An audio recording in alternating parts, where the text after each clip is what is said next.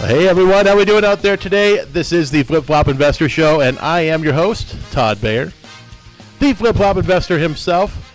For those of you that don't know, we get together every single week. We talk about real estate investing here in the Inland Empire, and actually we talk about real estate investing all over the place. So we just happen to be doing the show here from beautiful Redlands, California. So I like to bring on a special expert every single week and talk to them about what they do in real estate to give you a better idea of things you could do in real estate to invest on your own.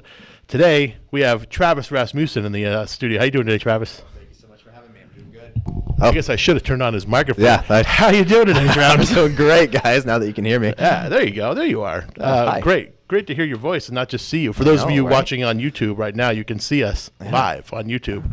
If you go to the KCAA radio channel, that is, you can see us live. It's very, very amazing. Yeah, you'll be more impressed. I guarantee it. It's exciting, let me tell you. Very exciting, yeah. So, Travis, what do you do in real estate?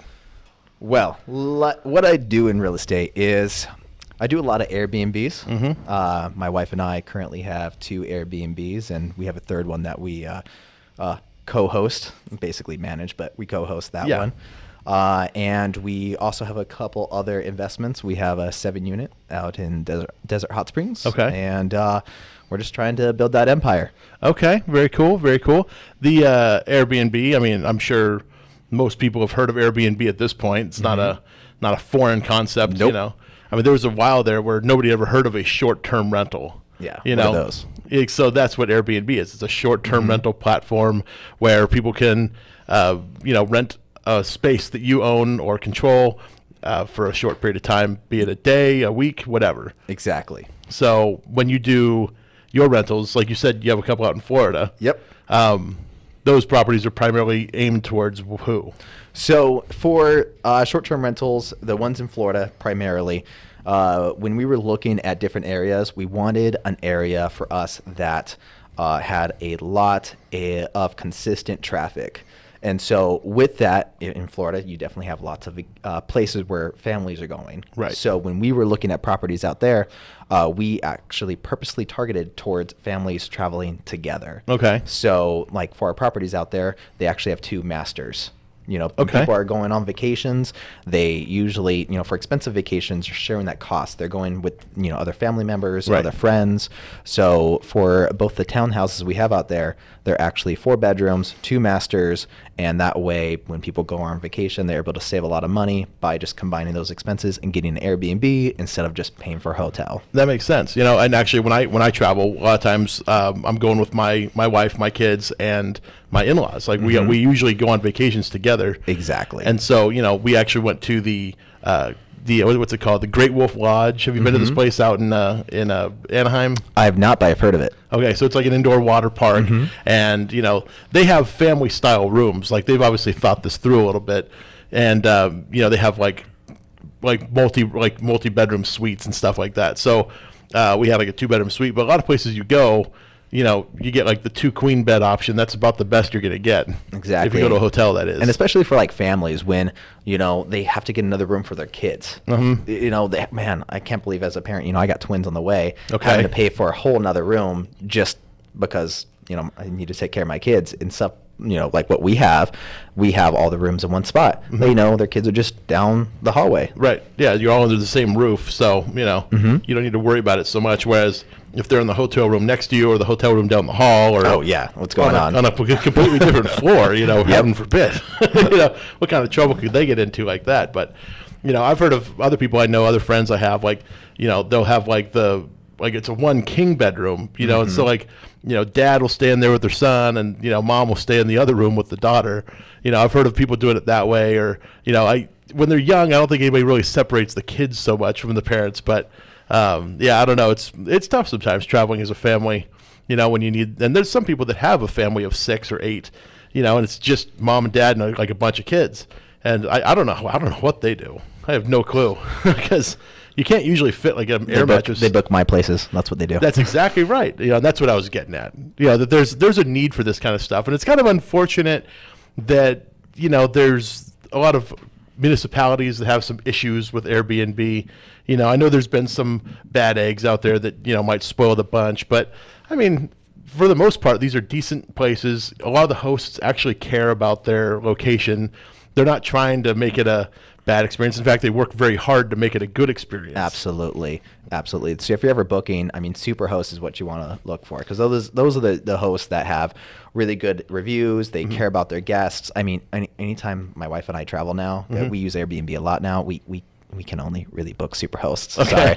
Sorry. I know it sounds really bad. Don't let that deter you from other places. But But if you're if you're an up and comer, first rental, first Airbnb, you might find it hard to book some places because there's some people you might find it hard to get bookings because you're not a Superhost to start off with, obviously. Well, you can still get bookings. It's all about pricing it right. Right. But, just being on the consumer end of that as well. We like to go to Airbnbs and figure out how we can always improve. And let me tell you, there's definitely a difference between the Superhost and the non-Superhosts. Right. But you could probably tell who's going to become a Superhost too. Oh, absolutely. Absolutely. You guys obviously care about the experience that I'm going to have. Because, the first time I ever had an experience with Airbnb, me and Steven, my business partner Steven, we actually were going to a conference in Hollywood. And it's not like it's far from here or anything, and we could have probably just commuted in, but we didn't want to sit for 3 hours on the freeway in the morning because it started at like 8, and we didn't want to have to leave at 5 in the morning, because it was also a late event and went late in the day. So we decided to stay out in Hollywood for one night to go to this event because it was a 2-day thing. And, first time I'd ever done it, and the host was... she had like a condo or something like that was, pretty close to the hotel where this event was being held. And, we stayed in this place. And it was a little weird for me because she wasn't a Superhost. And I don't know if they did Superhost at this time, but, it was just, you're just showing up to somebody's apartment, it seemed like. I know. And all of her stuff was all over the place. It was kind of weird for me because it was clearly she lived there. She just wasn't there at that time. It was obvious that we were renting her place.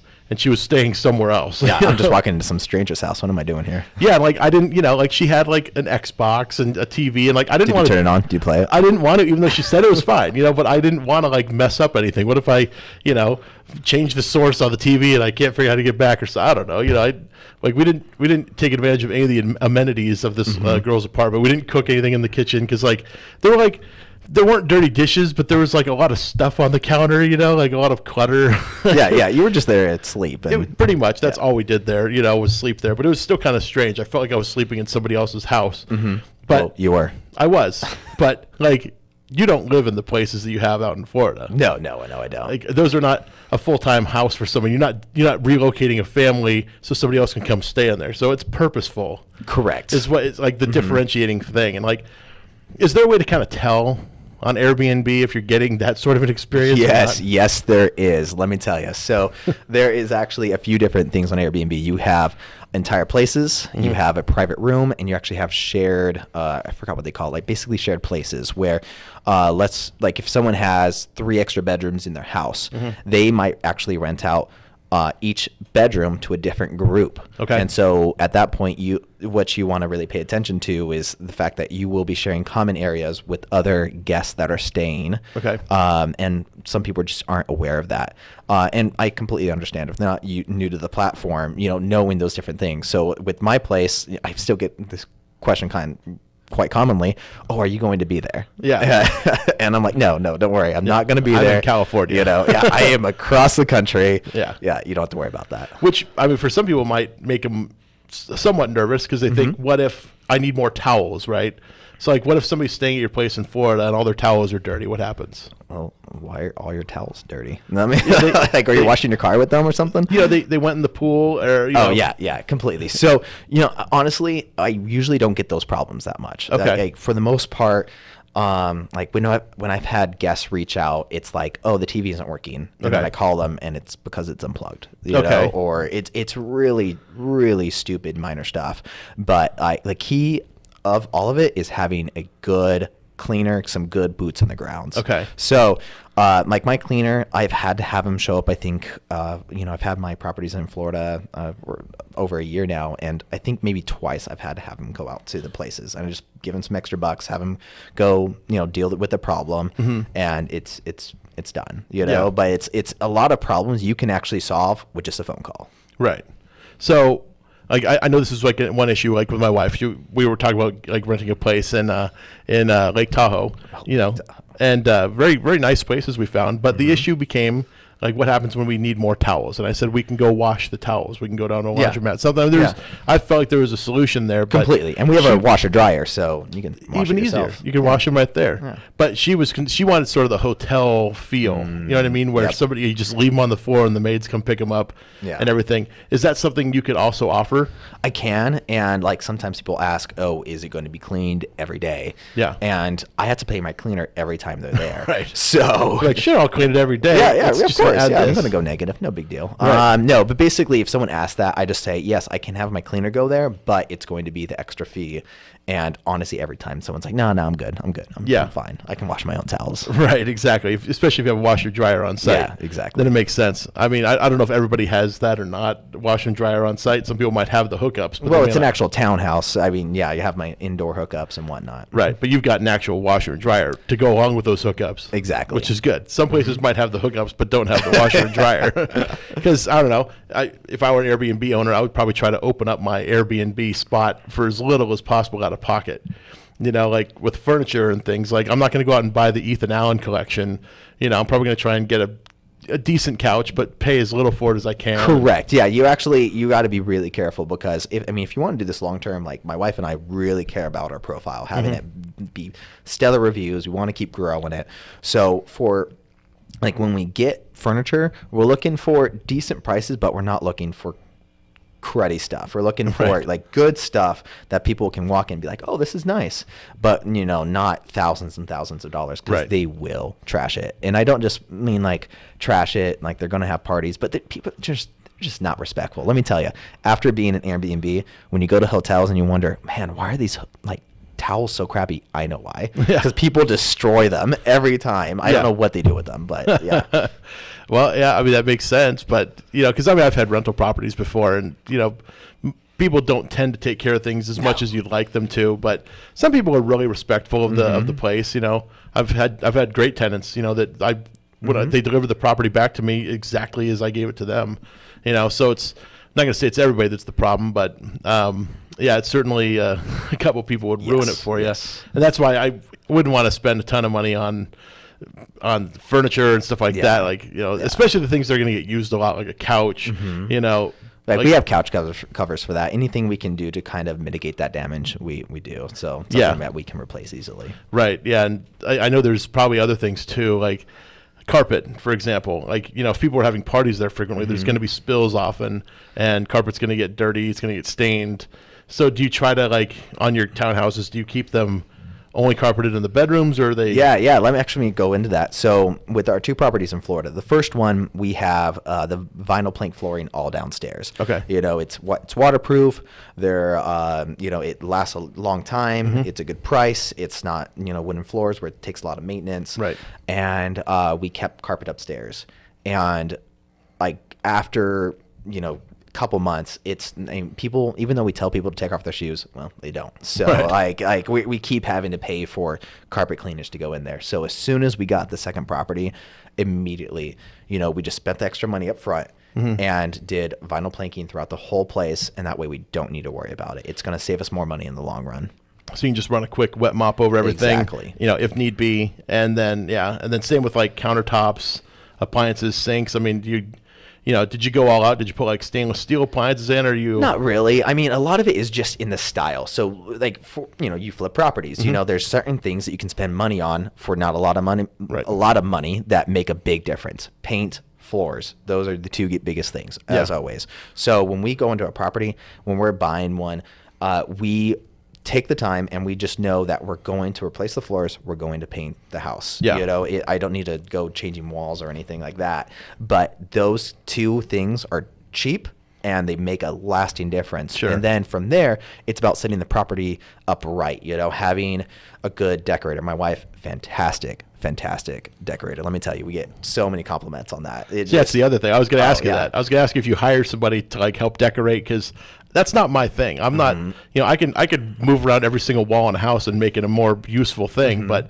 what I can't do is then tell you where to put the, the little bowl with the glass beads in No, it. no, near the cut. Those little wicker balls that they put, I don't understand it. No, I can run the numbers. I can tell you where to buy and why it's a good buy, etc. But let me tell you, when it comes to decorating, my wife, whatever she says, I just go with. Okay, all right, babe.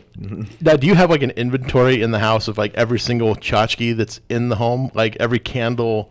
Like, do you have an itemized list somewhere? No, not that bad. I mean, people, like, when they take stuff, it's usually just stupid stuff. So, for example, the very first guest we had stay in Florida, we learned a lot from this, because we first started out with our own house, and I can go into that later. But from there, we thought, oh yeah, people are pretty good. No, they're not. Yeah. So we have the first guests that were there. We laid out like all the extra amenities. Like for the bathrooms, we had toilet paper, but we put all the extra toilet paper underneath the sink. We had like all the extra K-cup coffees, all on the counter. We had all the Tide Pods in the laundry room. Okay. First guest came in, all of it was gone. Really? Took all your Tide Pods? Took all of it. Took all the toilet paper, took all the paper towels. That was during that Tide Pod challenge. Maybe they were, that's what they were doing. They were just filming for YouTube. Exactly. Had to have been. I'll have to find it somewhere on YouTube. It'll be up there. Yeah, I guarantee it. Oh, that's my place. Yeah. Hey, wait a minute. There's my Tide Pods. Yeah.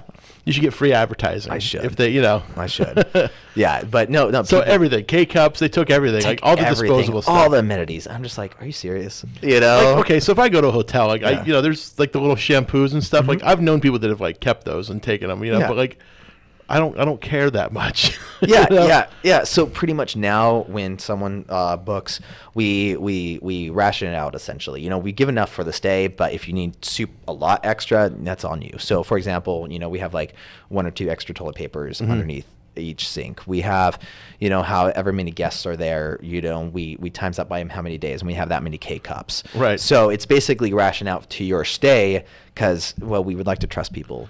We can't. Yeah. So, but at least it's stuff like that. They're not taking the little fire engine, model you have up on the bookshelf or exactly. something. And honestly, like one thing we're able to do is have cameras outside the property. And we do a lot of things. A lot of it is prep to make sure you don't get those kind of guests. I do a lot of things now just to prevent that kind of stuff from happening. And one of them is just having cameras outside the property. Yeah. It prevents a lot of different things. I mean, honestly, the only other things we've had stolen are just 2 hair dryers. Okay. That's it. You think that was on accident, or do you think that was purposeful? I really don't know. Well, I mean, who was staying there. Do you ever call these people and say, hey, where's my hair dryer? Well, for both of those, it was like my cleaner called me and he said, I don't know if this was this day or like 2 days ago. Okay. Because he's usually really good at all that. But I mean, it's something I can understand him Yeah. missing. He may have forgot to look in the. Exactly. Yeah. That's why I was kind of getting at the itemized list. Like if he knew every single thing, because I know like if you ever stay in a timeshare, like inside the cabinet, it'll like say like, 8 plates, 8 dinner plates, 8 salad plates. It'll say like what needs to be in there. Because if you leave the timeshare and some of those things are not in there, they're going to charge you for them after you. Oh yeah. And it's so hard because you want the guests to have a good experience. But you also don't want to be that. Like, you want them to feel homey. I feel like if I have that, hey, so this is the itemized list. Can you please check off before you, you arrive? Right. It might turn some people away. And you don't, like, obviously, when people leave, they don't have to clean up to leave, like, when they leave, right? No, they don't. And it's just, like, just don't trash the place, Yeah. Put the dishes in the sink, take out the trash, just simple stuff. You don't have to do much, but it's just the difference between people putting trash in the trash cans and then not. Like that's when my cleaner calls and complains. It says I'm cleaning up extra, which is going to cost you extra probably. Thankfully, no. No? Yeah. Oh, okay. Usually if something's really bad. Or if it happens a lot, I'm sure you would. Oh, completely. And we really do well with our cleaner. Like we give them extra some like extra payouts sometimes. We give him gifts obviously for Christmas. We do a lot of that because we want to make sure he's happy. That's very important for anybody looking at Airbnbs. You have to have a good cleaner. They have to be like family to you, and if they're not, you're not going to do well. So then, like, if I told you, do you ever find out like why I'm coming out there? So like if I was to book a stay at your condo, or your townhouse, sorry, you're gonna say, what's the point of your visit, or you just kind of like whatever? Because honestly, at this point, I really don't care. It's more of one, when are you booking? Uh-huh. And 2, where are you coming from? Okay. Those are the two things I care about. Now, mind you, I can't discriminate on where someone's coming from, but Sure. if someone's booking as a host, if someone is booking my place and they live like within 10, 15 minutes of my place, I am deathly afraid of that guest. Okay. Because there's a reason they're booking my place, even though they already live there. And there's a good chance that's a party. They want to party. They want to just trash it. Yeah. And that's the same thing for same day bookings. I don't allow same day bookings because, again, the chances of people having a party at your place is significantly raised, or even the day before. I might actually even not allow someone to book up to 2 days beforehand. Okay. Just because it avoids that type of clientele. Yeah, because if I wanted to throw a bachelor party there or something, Yeah. like. Well, I have on there no parties, and again, just having the cameras out there, having I have some other stuff in place as well, which we can go into. Having the cameras there, making sure you don't have same day bookings, making sure they're not from the same town. Those prevent a lot of different parties. So yeah, sometimes we have bachelorette parties or bachelor parties, but it's usually amongst that group, and they know, hey, that when they book the place, they're not going to have their friends from in town come over. I'm not going to have 15 cars show up and then have people just trash the place. It's just going to be them going out together, and they might have a few beers. There might be a couple, sometimes a beer maybe, fall on the ground and cleaner might need to clean that, but it's really not that big. It's True. avoiding those big ticket items. That's the biggest thing as a host. You don't want the big ticket items where I'm afraid of that call when my cleaner calls and says, hey, the couch is destroyed, absolutely destroyed. TV's gone, there's a hole through the wall. Right. That's what I'm trying to avoid. And so for that, but that doesn't Airbnb have some kind of insurance coverage? They do. It's really difficult to actually get them to pay out. Okay. It's super difficult. So, for example, one thing I do as well, again, a lot of this is prevention, helping prevent these things from happening.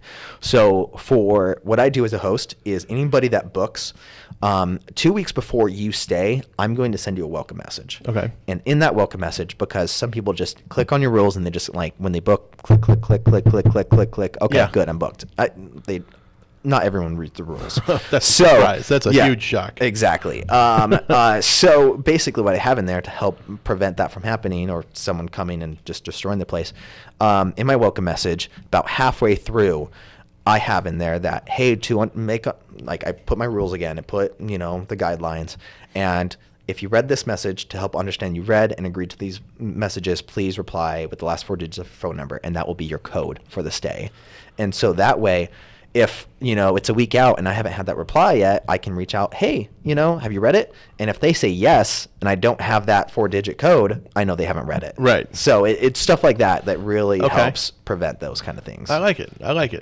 Okay, so let's say I accept all your rules and I just throw a bachelor party there anyway, and you catch it on the camera. You see, okay, this guy's got 50 people coming in and out of the house. Yep. What's your recourse there? So at that point, what I would do is I would put the video camera footage on the outside, show that you're obviously blatantly not obeying the rules. Right. And then I would have to go through the Airbnb Resolution Center, and I have to, let me tell you, if you're thinking about getting into this, itemize everything. Keep receipts for everything. That is so important. If you do not have a receipt for something, you will not be paid out on it. You need to show exactly what everything cost, every single thing you bought. Luckily we buy a lot of things on Amazon, so it's all there. Exactly. Okay. But or you have to get quotes for stuff. So if someone did do that, I would pull up the footage, have my receipts, go into the Resolution Center, and basically address all these concerns. Okay. Thankfully, haven't been the most I've had to recourse is basically all the amenities. I got most of my money back on that. Okay.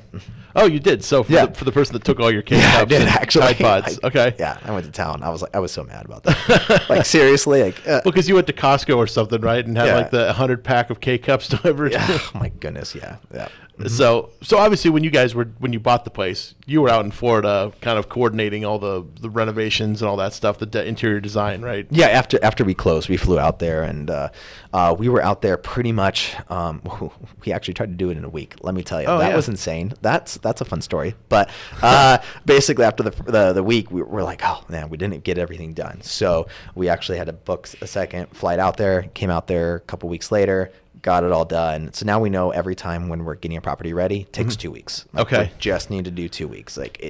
completely. And when you bought the place, it was already in pretty good shape. It wasn't like Well, it depends. I mean, the houses you get are not in good shape. right. Yeah, you know? like when we buy a house, like we're doing like full on rehabs. We're putting in like new kitchens, new bathrooms, all Everything. that. Yeah, Yeah. like I don't need to replace countertops. Oh, sometimes I have, but you know, again, it just basically floors and paint. It goes a long way in getting out the old furniture. Like I have to take down the old drapes and you know, because some of these, you know, even though they were built in 2004, they just do not look like they're from 2004. And so, okay, so then you mentioned like taking out the old furniture. So was this place previously being used as an Airbnb? Yeah. So some of the places you can get, they're already come furnished. Like you get these communities that where they do allow short-term rentals in there. And pretty much what you want to do when that happens, well, the first time we like, oh, awesome, it's already furnished. We went there. And no, it cost us more money to get out furniture because we had to call 1-800-GOT-JUNK and, you know, just to take some stuff out. Yeah. So the next time when we got the next place, we said it needs to come blank. We don't want anything there. Yeah. Because it's easier for my wife to design, to have a blank slate. And also we're not spending money to get stuff out. It's just easier to spend a couple $1,000 more, not too much, just a couple more $1,000. And it's easier to plan, easier to get done, and it's quicker for the rehab. It really is. I mean, even in our case, but a lot of times we're buying these things and we say, leave your junk. We want you to have a seamless move-out process. We want the people out. Yeah, exactly. Because sometimes the people become a problem for us when we're flipping a house where like they want to stay after we've bought it. And like, this place looks great. Yeah, you've done some great stuff with the. Oh, it's before we even do that stuff. Yeah. It's still when the house has, you know, a big hole in the roof and all this other stuff, but they still want to live there because they haven't, you know. Sometimes these people are fairly lazy and they don't want to go out and actually find the next place they're going to move to after this one closes escrow. Yeah. Or it's a family member that they're not even really renting it to. It's, you know, there's a lot of weird, funny stories there. But so, yeah, in your case, you're buying something that's more, you know, more turnkey, not necessarily like brand new and fresh, but at least like you're not replacing kitchens, you're not replacing the bathrooms. No, definitely not. Like you're not doing a roof. No, I'm not doing that. I'm only really working the floors there. Like if I have to do something in the bathroom, it's usually replacing like the shower, you know, head. It's small stuff. Yeah, you know, very cosmetic. Yeah, we're spending about $15,000 in the rehab and then $15,000 in furnishings and extra amenities for the place. So about $30,000 is what it takes to get it to our standards, and then it's golden. Yeah. And then when you go into each bedroom, I mean, you said you had 2 masters. That means you have 2 like regular bedrooms. Are you putting like bunk beds in the regular bedrooms? We could, but we're not. You know, we you know, because when I was first going into the analysis of all this, like you can do some major analysis on terms of like, is it worth it to get 2 extra guests in there? Is it not? And we realize people are going to break the rules and they're going to have a few extra guests. So that's why we allow up to 8. And that way, if someone brings 2 extra guests, whatever. But if we're already saying 10 and they bring 12, it's really pushing the capacity. Yeah. So we don't have bunk beds in there. We just, but we have 2 twins. So of the 4 bedrooms, 2 of them are the masters, so they have kings, and then the other 2 are 2 twin beds. Okay. And then what about the exchanging of keys? Somebody books a place with you, and obviously they have to get in somehow. Yeah. How does that work out for you guys? They just knock and somebody shows up. Mr. Belvedere opens the door for them. And so that's a big thing. When we first started this, before we even bought the properties, we were doing this out of our own home. We had some extra bedrooms, and we wanted to see if this even worked. Okay. So we really just tried to do everything right. And one thing that we did is we got an automatic lock for the front door. And what do you mean by automatic lock? Automatic lock. So, for example, I can't say it right. Sludge, whatever. Slag, whatever. Anyways, so I have that for my front door. Now, if you're not familiar with that, it has a keypad on it. Mm-hmm. So when I go and it's the deadbolt. Yeah, it's a deadbolt. Yeah. So with that deadbolt, you know, I go up to the house and let's pretend my code is 0000. Boom, boom, boom, boom. I get an access. Which it's not. Don't even try that one. Not, no. Come on, guys. Exactly. That would be ridiculous. 1, 2, 3, 4 space bars. Space balls right there. Right. Exactly. I've got to change my code. Yeah, so for that, and then there's a way, I'm really going into some big details here. Hey, But, these are the details I like. Exactly. I'm sure there's somebody out there that's loving the fact that I'm asking this right now. If you're enjoying this nerd stuff, I'll tell you. I'll tell you all about it. People are falling asleep at the wheel right now. Unfortunately, we're in the drive time, so there's somebody out there driving their car right now, dozing off. I'm so sorry. Yeah, for you, I apologize. We're gonna make a loud noise here in a second to wake you up. So what we have is now to make your home a smart home. There's different items you can use. We use what's called a wink. Okay. Now, for that wink, that allows our deadbolt, that lodge, whatever, that can connect to it. So from my smartphone, I can add and delete codes from my deadbolt at the front door. So the door lock connects to the Wink system, which is connected to the internet. Correct. So you through the internet and the magic of cell phones and all this good stuff. Magic smartphone, I can change the code. Yeah. So there's some other things out there too. Like there's one called Smart Things. Samsung Smart Things is another way you can control these things. I'm just throwing it out there. I know sponsors. Are we getting paid for this? We better be. You know what? And we want to thank Samsung for their generous donation. Yeah. Checks in the mail. I'm sure we'll get it one day. Yeah. No, but I'm just, like we've dealt with this too because we've done some smart home stuff too. So. Yep. Smart home, it really helps. So if you remember before, when we were talking about when people send me the code back, the last 4 digits of their phone number, I'm able to then put the code in, and that way, as soon as they leave, when I just go in and I delete that code, so they do not have access to my place again. Right. They only have access for the days they're there. And that way, when they're there, they don't have to think, oh, yeah, where's the keys? It's the last 4 digits of your phone number. You're not going to forget that, Let's hope. Really. Except for those people that are like, oh, I never know. It's a new phone. Yeah, whoops, forgot about that. I'm like, you got a new phone number with your new phone? I haven't had a new phone number for a long time. I've gone through several phones. I know. I have a friend like that. Yeah? Every time they get a new phone, they get a new number? Oh, I literally started putting his contact number as when he last got his new phone number. So it'd be like, I'll just say John, summer 2018. Right. So, like I knew, okay, which phone number does he have? What's the most recent? That's pretty funny. I never thought about doing it like that. Yeah. Because I have a couple friends that do the same thing. There's my life hack, and to everyone out there. There you go. I like these. These are helpful tools and tips, yes. for the would-be real estate investor, or even for some people that have been doing Airbnb for a little while. This is some good stuff. Hopefully, yeah. Like I would consider myself to be, fairly well adept at real estate transactions and so forth. Like, I think I could probably do an Airbnb. I've just never done one. So they're great. And that's the thing. They seem like they'd be a ton of fun. Yeah. Especially for somebody that, may want to be like a passive investor, somebody that just has some money sitting around. They want to put it to work somehow.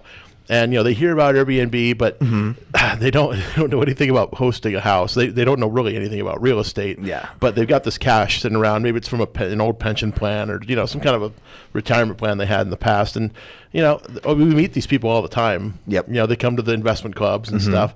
So we meet these folks, and it's like, you put together this same kind of a partnership with somebody on this property you have out in the Coachella Valley. Yep, exactly. Which is, much more close to home. Yep. You had some experience in this out in Florida. So exactly. These people, you guys kind of like got together and you said, hey, this is a good match. Exactly. Instead, you're just going to manage it for them. Completely. I like to say co-host. Co-host. Sure. Basically manage, but co-host is what I do. You're definitely not managing it.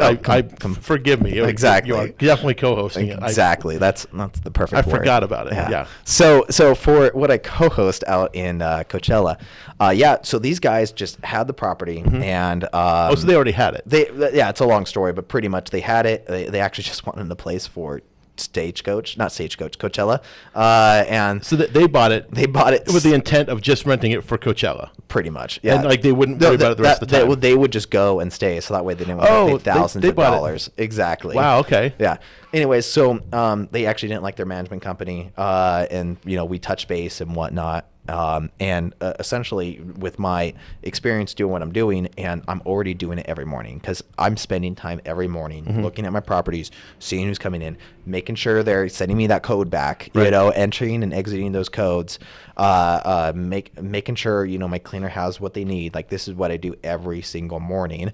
It does take some time and more than anything, mental energy, because you just like one thing with me now handling this, my wife's like, oh, I haven't had to worry about this, because I'm doing this every morning. Anyways, getting off track. So with that Coachella property, they just didn't want to worry about it. They it takes a lot of energy. They make their money. They're very successful in other areas. Okay. I always tell people, do what you do best and just focus on that. Right. So for them, they're doing other stuff. Just keep focusing on that. And I'm co-hosting for them, and that way at the end of the month I just touch base with them and I let them know, hey, you have to pay the cleaner this much, you have to buy these items. I give them the list of items they have to buy, and at that point it makes it significantly easier for them to have this property. But yet for me, I'm still able to I'm just adding one more onto my morning routine. Yeah. So, but for them, they don't have to worry about that, and they're able to keep that investment going. And that way, next time they go to Coachella, I'm basically dealing with the property the rest of the year. So, do they still stay in the place during Coachella? Actually, no, when I show them the numbers for this next year, they're deciding not to. Okay, So, yeah, they're probably good thinking, because you can Yeah. rent out a place for a week. There's because Coachella's 2 weeks, right? Yeah, we're looking in the thousands, multiple thousands. So Yeah. it's going to be a pretty strong couple weeks, and people pay these. Looking at historical trends. Sure. It was funny actually. A couple years ago, someone booked our place out, and let me tell you, I'm not near Coachella. Like, I'm not close. Okay. When we were doing the extra rooms in our house, someone booked our place because we were the closest place. Oh, wow. So yeah, it's insane. But Wow. Yeah, that would be quite a drive, Yeah. But hey, I mean, if you're coming from out of state, you may not have the understanding of like distances and Yes. the way the freeway No, they system were in works. LA, and they Oh. still booked our place, and I was like, okay. I mean, us people out here in the Inland Empire, we're just wild west cowboys out Yeah. here to them. Like people in LA do not Somewhere out understand there. us. Yeah. Yeah, exactly. Yeah, it's if you're out there, you're fine. You're close enough. Exactly. It's a hop, skip, and a jump. There's no traffic. You'll be there in 20 minutes. You just have to drive on dirt roads the whole time, Completely. because that's all we have out here with our horses That's all we have. and buggies. Yeah, it's can get a little tiring sometimes. Having to walk everywhere and take horses. Especially in our flip-flops. Yeah, I know. That's true. We are the Flip Flop Investor Show. Good stuff. So okay, let's let's take it back. Let's go back a Yeah. little further. Like when Travis Rasmussen first got into real estate.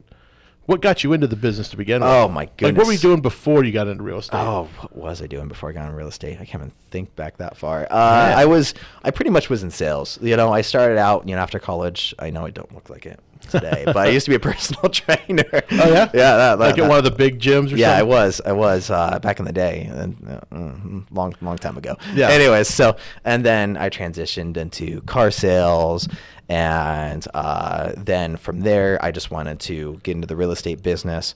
And What actually made you want to get into real estate though? So for that actually goes back to my wedding day, when my wife and I, after we went, got married, we went on a honeymoon. During that honeymoon, we were in Cancun for a week, and that week just it was insane, because you have this whole week to yourself where you don't have to go to work. You don't have to, you don't have any responsibilities. Your only responsibility is make sure you make it to the buffet in time before it closes. Right, yeah. So that week felt like a month, and I realized time slowed down. And once I realized like how time slowed down with not having to worry about that, I was like, we need to make sure we're successful, so that way life isn't blowing past us. Because before then, week after week, you wake up and you look at the calendar, you're like, how did a month go by?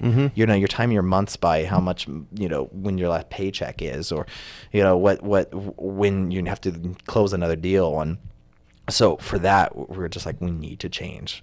We need to change. So at that point, we decided we need to jump into real estate. We need to jump into investing.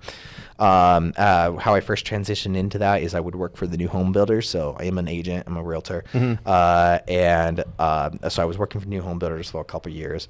And after, I was doing well in that, and we were able to use those funds to get our properties. But in essence, for new home builds, I'm not sure if anyone's looking at doing that. You are, Saturday and Sunday is your Monday, Tuesday. Right. So for like a couple of years, just Saturday and Sunday, missing out on birthdays, events, you just feel like your soul's gone. Yeah. Like it's great. Again, it was wonderful working for them, but Saturday and Sunday, like as an agent, I'm still working on weekends, but like I'm celebrating my family's Christmas on this Sunday. Yeah. And even though it's not Christmas, I'm able to do that. Sure. Which is awesome. That is cool. Yeah. And I mean, that's a lot of people get into it because of the time freedom, because of the potential for financial freedom and everything too, and not needing a job, create your own retirement, all that good stuff. Yep. And it's definitely the allure, I think, for a lot of folks. But then they get into it for a little bit, and then they realize how difficult it actually is. Exactly. It looks so easy on TV, but there's super easy. There's a lot of things you need to know, and it's education is like the key thing. It's probably good that you worked for a home builder because learning the sales side, plus you understand.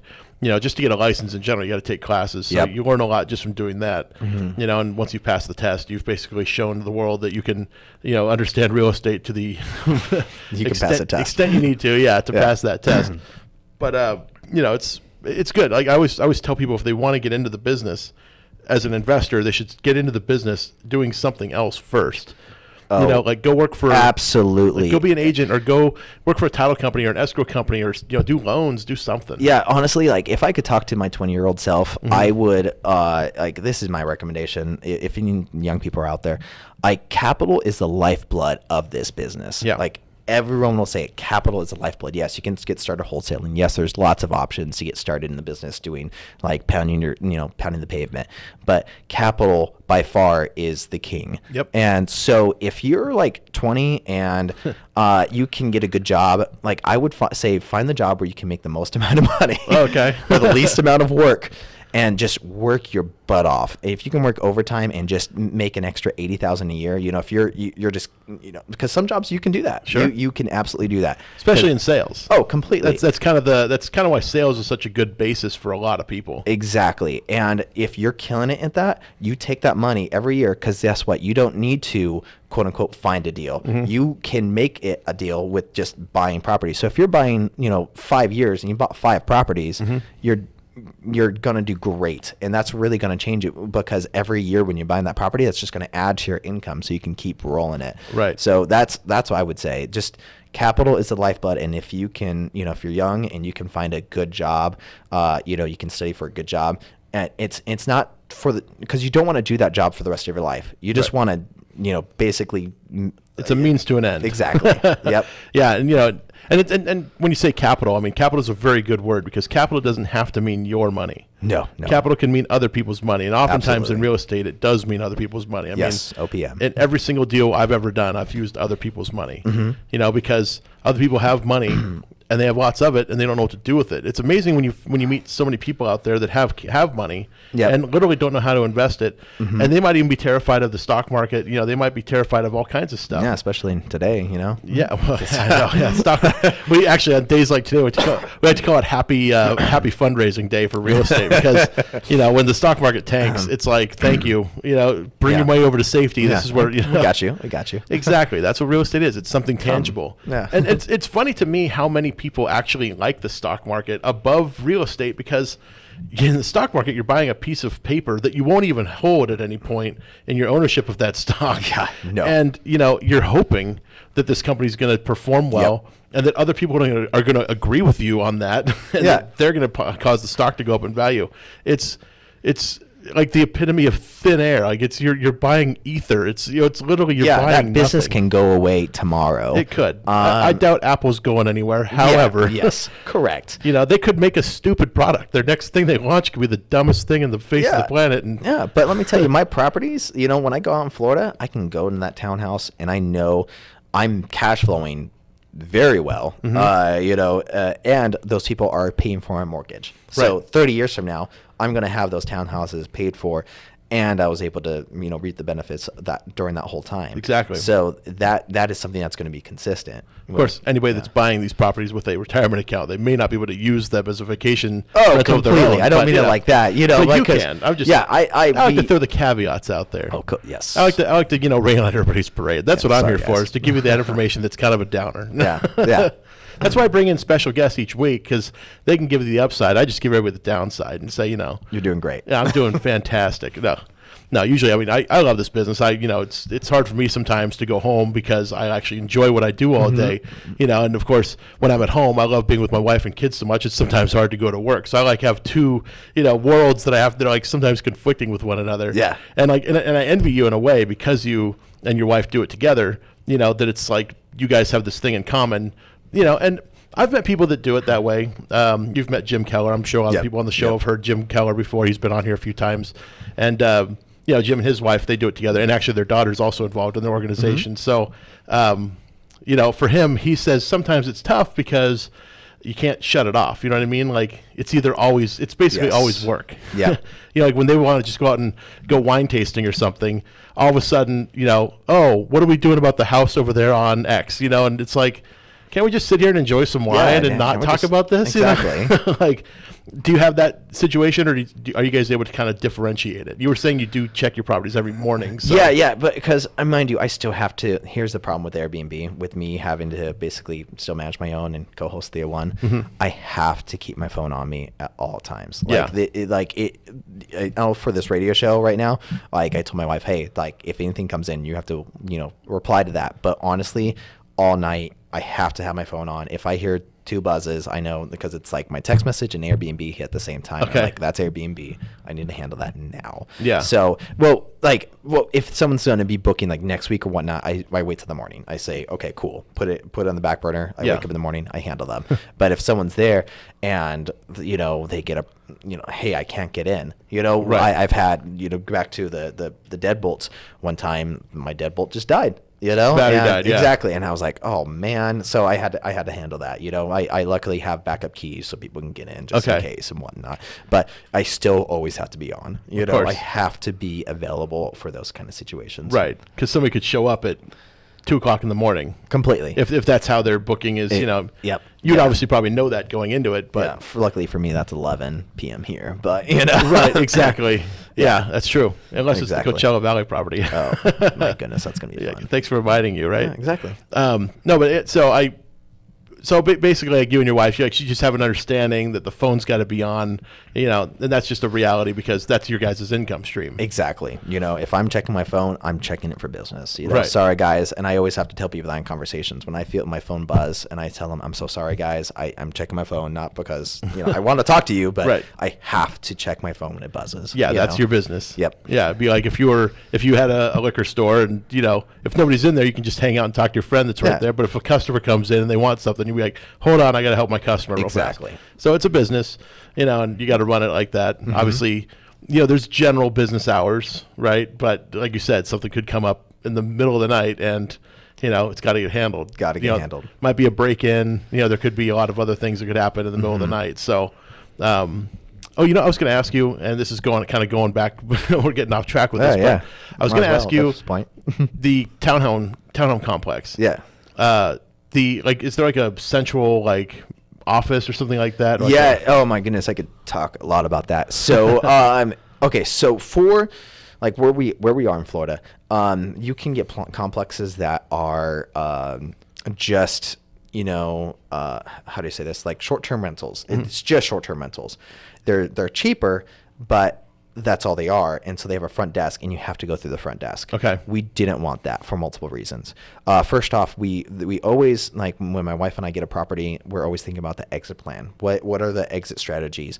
And we want to make sure that we're able to, basically sell it any way we need to. Right. And so the complex we're in, they have a front desk, but they do not book properties. They don't do any of that. Okay. It's basically, they have a front desk for, here's the pool, here's this, here's, if you want to buy tickets, here's that. But it's a complex that I'm able to do short-term rentals. And people will actually live there as well. Okay. So it's zoned for both, and that way I can, if I need to exit and I need to sell it tomorrow, from my wife and I get sick or something, it still qualifies for a lot of the loan programs. Okay, so you can still get an FHA or traditional conventional financing. Exactly. That's good. Yeah, I was just thinking that because some places I know, the place where Stephen and I stayed for our first experience, where we stayed in that girl's apartment, their front desk handled all this stuff for them. Yeah. I don't know if they actually do that exclusively, or if she just had something worked out with them where they did it for her. It's usually I don't like that personally. I don't, because again, I want to control my. I don't control my guests. I want to control. I want to control the experience for my guest, and that's what's really important. That's what I care about. I want to keep growing. Those reviews, that my profile, having a good reputation, and it's like I am almost OCD when it comes to that. So it's if I have to give up that control to the front desk, and they're gonna charge a brutal amount. It's I don't have the greatest view of them. So. Right, exactly. Yeah, they're going to charge you probably 10% of what you're collecting. Oh, more. Oh, that's basic. No, it's like 20, 30. Oh, wow. Yeah, but if they're going to control it, like as a property management company, they charge a lot. Okay, Yeah. so, I mean, something to consider. Yes. Especially for somebody that may say, well, I don't want my phone going off at 2 o'clock in the morning, Yeah, but yeah. I can afford to buy this place. For them, that might be worth it. It's, if it's still cash flows and everything, Yeah. that could make sense. Yeah. So, I don't know. Yeah. I mean, So, obviously if someone wants an Airbnb and they want me to co-host it, I'll be more than happy to help in that way. There you go. Yeah, exactly. Well, yeah, you can make it passive for them. Exactly. I'd be happy to. You guys can work out some kind of already situation. doing it. I already, that's already where I'm putting my, I'm already in that base. you Right. know? Exactly. It's not like it's some new transition for you. Exactly. It'd be a fairly easy thing to take on and just start doing that. Just continue it. Exactly. I like it, and I think it's a good model for people out there. If you have some experience with Airbnb, it doesn't have to be your property. You could co-host it with somebody else, or Yes. you can co-own a property with somebody else Good. potentially, Yep. and do it that way. And of course, I'm not giving any kind of legal advice. Anybody No. out there that's listening to this, we're just a couple guys talking about investing in real estate. We're not doing this because we're trying to tell you what to do with your money. I would never dream of that. Absolutely. Before you do any kind of investment, you should always call your attorneys, your Yep. financial representatives, and talk to them about these crazy, crazy kooky ideas you're coming up with after listening to some weird guys on the radio. That being said, I just want to throw that out there because sometimes people might think, since we're talking about this type of stuff that we're obviously experts, but we're not. We're not experts, right? We're just a couple of investors. Just a couple of investors. We just do doing our this own for a thing. living. That's Yep. all. Yeah. And we obviously live within the confines of the law. We would never dream of stepping outside of that. But No, absolutely not. there are investors that do, and you need to be careful of those. So always do your due diligence, before you Yep. get any deal. I don't know why I threw that in the end there. I never do. I just No. threw that out there because it struck me for a I'm moment. sorry. It's all you, Travis. Yeah, You're the man. problem. No. Never come back. If you don't mind, though, I'm going to quickly talk about the Inland Empire Real Estate Go for it. Investment Club, because there are some folks out there that want to become real estate investors, and I want to help. So we created this real estate investment club called the Inland Empire Real Estate Investment Club back in 2014. It's basically grown to be a very large organization now. We just had our holiday party. We had the Winter Carnival on Saturday. It was awesome. It was awesome. amazing. Travis was there. A bunch of people were there. We had open bar, which was, I don't know if that was a mistake or not, but 80s themed Christmas party. 80s themed or a Christmas movie character, which it was fun. For those of you watching, I'm shaved right now because I came as Cousin Eddie from Christmas Vacation. But yeah, we had a ton of fun, and it's something we do every December because most people are kind of out of town, so we just throw a party for the people that are going to stick around. And so we had a pretty good attendance, good food, good drinks, good times. We had a lot of fun. But every month, other than December, we do a monthly meeting. We do that at the Mission Inn on the fourth Wednesday of every month, and we just get together, talk about real estate. We also have a game that we play called Cash Flow, which is a board game created by Robert Kiyosaki, the author of Rich Dad, Poor Dad.